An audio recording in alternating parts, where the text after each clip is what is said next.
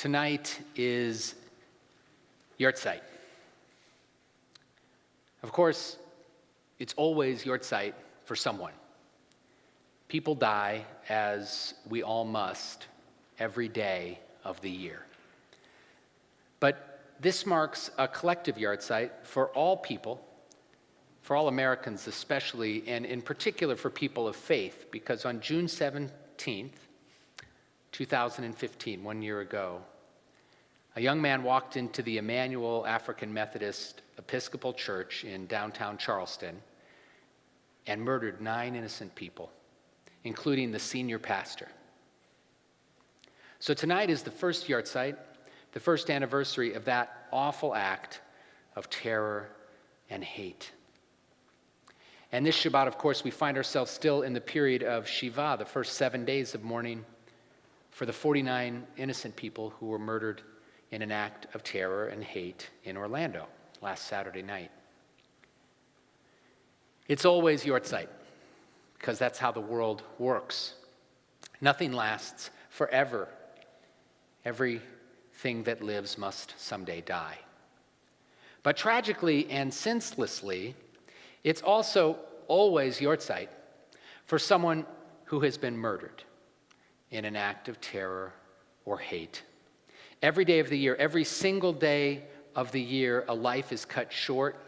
Sometimes many, many lives are cut short because of hatred and a culture of violence and intolerance and racism and anti-Semitism and homophobia and missed opportunities and miseducation.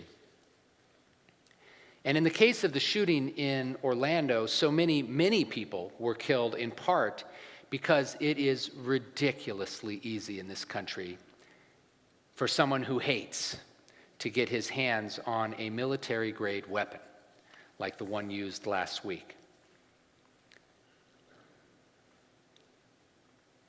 We look to our tradition for help, for healing and for comfort, for guidance, and we gather in community for strength. We look to our tradition for answers about how we might realize our prophetic dream, the most profound hope in the soul of every Jew. It's expressed in Psalm 89 so beautifully, building olam chesed, a world of love. It's the purpose, the very purpose of Torah.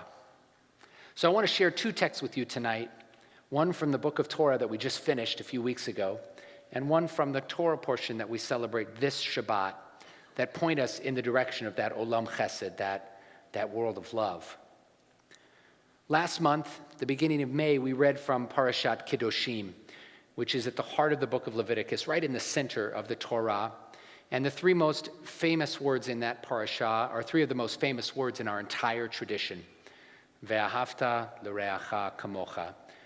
You shall love your neighbor as yourself. If we want to build a world of chesed, a world of compassion and love, where no one would ever willfully and callously harm another person, where no one would hate another person, simply because he's Jewish or black or Muslim or gay. If we want to build a world like that, we have to find a way to love our neighbor, even to love a neighbor whom we don't know, even to love the stranger. Rabbi David of Mikulov, a 19th century Hasidic sage, teaches that you can only love another person when you realize that he is kamocha, that he is like you.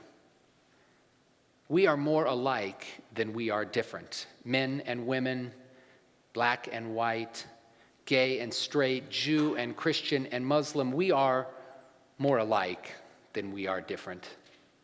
The 49 men and women murdered last Saturday night are not different than we are.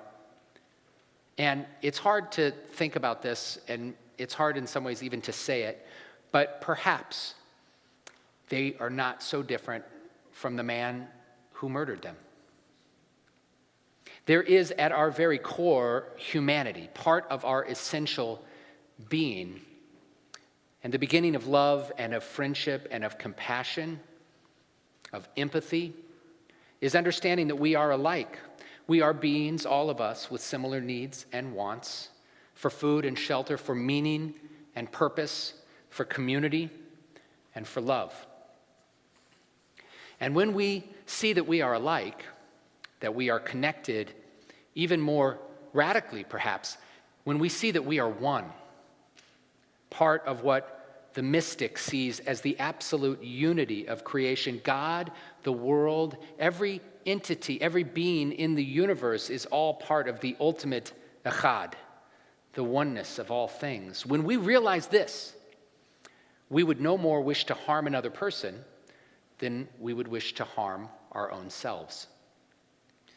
Rabbi Shmelki of Nikolsburg, an 18th century Hasidic sage, he teaches that all souls in the universe are like one soul. And just as your own soul lies within all of your other organs and limbs, if you were to accidentally strike one of your limbs with your hand, he says, you would never think to punish that hand and thereby increase your pain. That would be ridiculous. And so it is here. When your neighbor, whose soul is really your soul because you are one, if your neighbor thoughtlessly causes you harm, should you cause his harm? This would only cause damage to yourself. We are, Rabbi Shmelki suggests, one. We are all connected in the deepest way. Look, I'm not completely naive. I know that it's not so simple. War, hatred, terror, they don't just melt away when we realize that humanity is connected and when we realize the humanity of the other, even a person who has committed an unspeakably wicked act. There are geopolitical forces at work and very real disputes over resources in our world, land and water and money. And these disputes animate human conflict. And there are worldview differences as well. How we understand our universe, our creator. How we understand God's plan for us. These differences can lead to vigorous disagreements and even sometimes violence. I know this.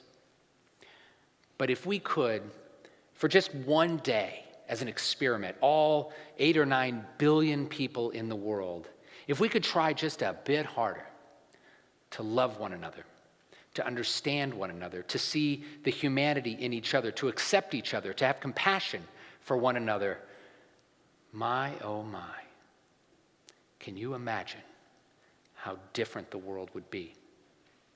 Can you imagine how differently we might talk to one another? Just think about the comment section on your Facebook feed. Think about your favorite reality television show. How would the dialogue change? We would treat each other differently. We would be different people. Tonight is the 1-year anniversary of the Charleston church shooting. Less than 2 weeks ago on June 8th, 2 terrorists shot up Tel Aviv, murdering 4 innocent people.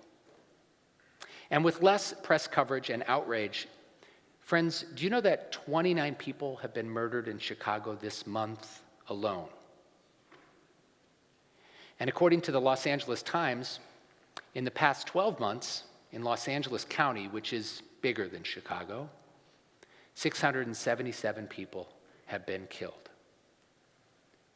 There's too much hatred, too much violence, and far too many guns, too easily available, too close at hand, so that when hatred erupts, as it inevitably does when human beings interact, it too often and needlessly ends in bloodshed.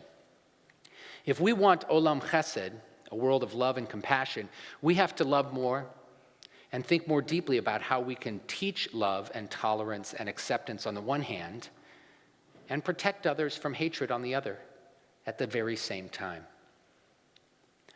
A community like ours, this Stephen Wise Temple community, a community that celebrates diversity, that embraces our differences, And that provides, and always has, by the way, since its very inception. It was part of the vision of Rabbi Zeldin, whom we'll celebrate next week when he's here for his birthday. This is a community that's always seen itself as an open tent for Jews and Gentiles, for men and women, gays and straights, people of all colors and ethnic backgrounds. This community can be a model for what a world like this would look like. And we also can use our voices and our power to be advocates for sensible gun control as well. We can speak up for love and tolerance, and we can demand public policy that supports those values. This week's Torah portion includes the 15-word priestly benediction. If you've been here with any frequency, you've heard your clergy invoke this blessing on you many times. And some of you invoke that same blessing on your children on Friday nights, or remember your parents doing it for you.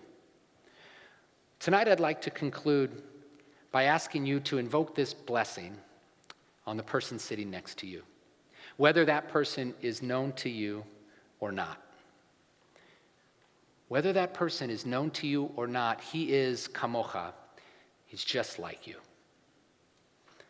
Whether she's younger than you, thinner than you, prettier than you, kinder than you, meaner than you, she's just like you. She's kamoch. So please turn and look the person next to you in the eyes. You can do it. And while you're looking at that person, repeat these words after me. Yevarechecha Adonai v'yishmarecha. May God bless you and keep you safe. Ya'er Adonai panav elecha v'chuneka. May God's countenance shine upon you and be gracious to you. Yisa Adonai panav elecha v'yasem lecha shalom. May God turn towards you